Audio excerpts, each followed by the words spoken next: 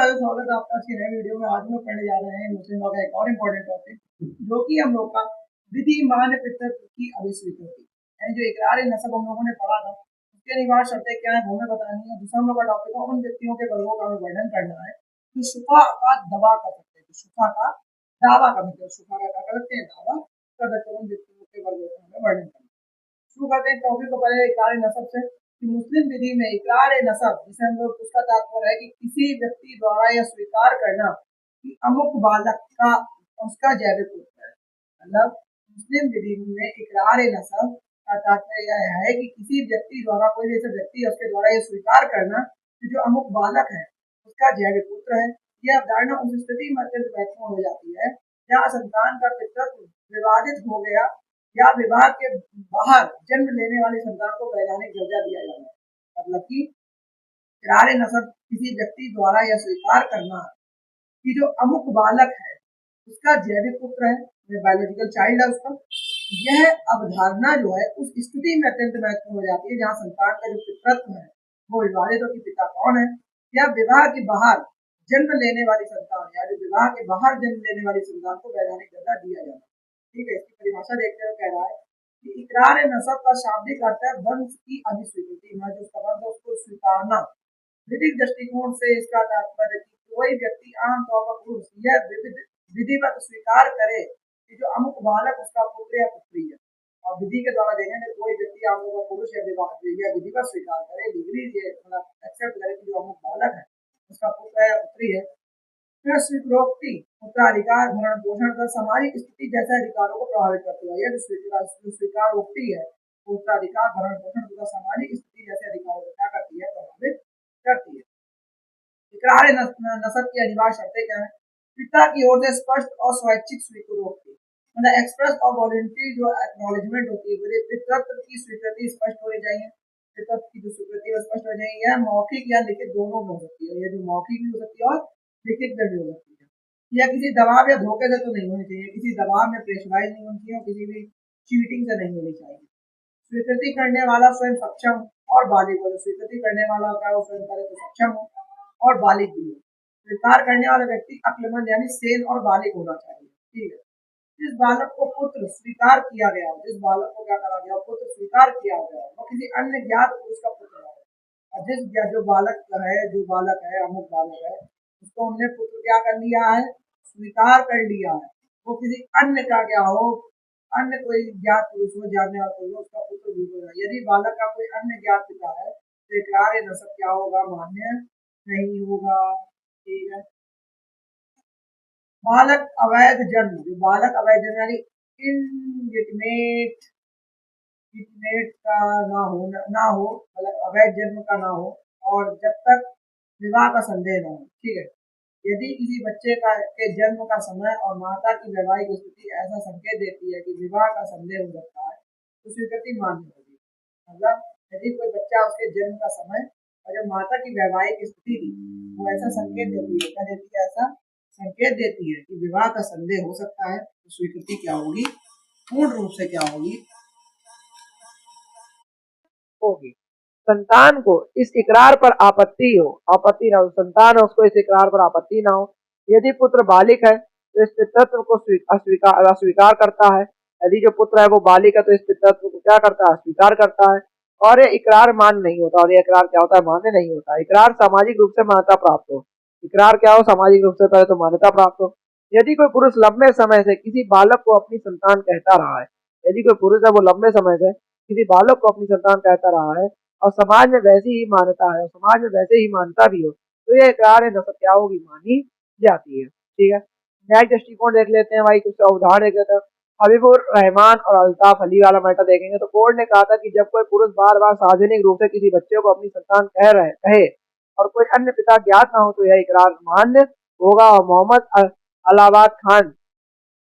मोहम्मद इस्माइल खान का मैटर जो है, यह निर्णय इकरार की वैधता को इस आधार पर सही मानता है कि कोई वैध विवाह पूर्व हुआ था, कोई वैध विवाह पूर्व हुआ था और संतान का जन्म उस अवधि में ही हुआ था, तो इससे भी मानता है इकरार नसब। इकरार नसब के प्रभाव देखें तो उत्तराधिकार के अधिकार मिलते हैं, भरण पोषण का अधिकार प्राप्त होता है और सामाजिक और पारिवारिक पहचान भी साथ ही साथ मिलती है। दूसरा हम लोग का प्रश्न क्या था, उन व्यक्तियों के वर्गों का वर्णन करना जो शुफा का दावा कर सकते हैं, तो कौन कौन से होंगे, इसकी प्रस्तावना देख लो। मुस्लिम विधि में शुफा का तात्पर्य है पड़ोसी अधिकार या पूर्व खरीद का अधिकार, पड़ोसी अधिकार या पूर्व खरीद का अधिकार। जब कोई व्यक्ति अपनी संपत्ति किसी तीसरे को बेचता है, जब कोई व्यक्ति अपने संपत्ति जो है वो तीसरे को बेचता है, तो सुफा का दावा करने वाला व्यक्ति जैसे पड़ोसी या साझेदार प्राथमिकता के आधार पर उस संपत्ति को उसी कीमत पर खरीदने का अधिकार रखता है। मतलब जब कोई व्यक्ति अपनी संपत्ति किसी अन्य व्यक्ति या कोई तीसरे को बेच रहा है, तो सुफा का दावा करने वाला व्यक्ति जैसे कोई पड़ोसी हो या कोई जो साझेदार हो, अरे जो एक मतलब बीच में नहीं होते पार्टनर्स हो, उनकी प्राथमिकता के आधार पर उस संपत्ति को उसी कीमत पर खरीदने का सबसे पहला अधिकार वही रखता है, उसी कीमत पर। सुफा की परिभाषा देखेंगे तो अरबी शब्द सुफा का अर्थ है मिलना या संलग्न करना, मिलाना या संलग्न करना, एक में मिलाना।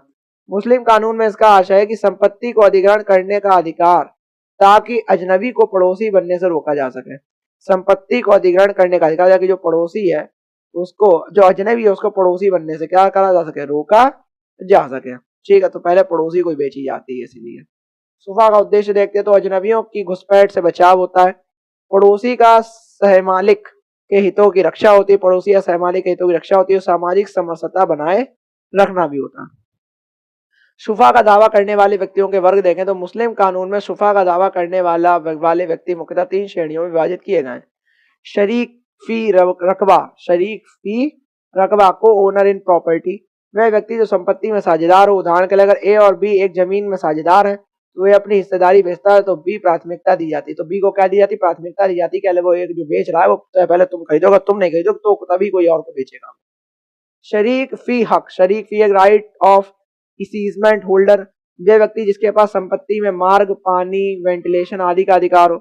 वह व्यक्ति जिसके पास जो है संपत्ति के में मार्ग है और पानी है, वेंटिलेशन आदि का अधिकार हो। यह श्रेणी कुछ हद तक विवादास्पद है और सभी फिरकों में मान्य नहीं है। तो ये श्रेणी क्या कुछ हद तक विवाद के रूप में रहती है और ये सभी फिरकों में क्या है, मान्य भी नहीं है। खैर, जवार या एडजस्टमेंट नाइबर जो पड़ोसी होते हैं, संपत्ति से लगी हुई भूमि का स्वामी।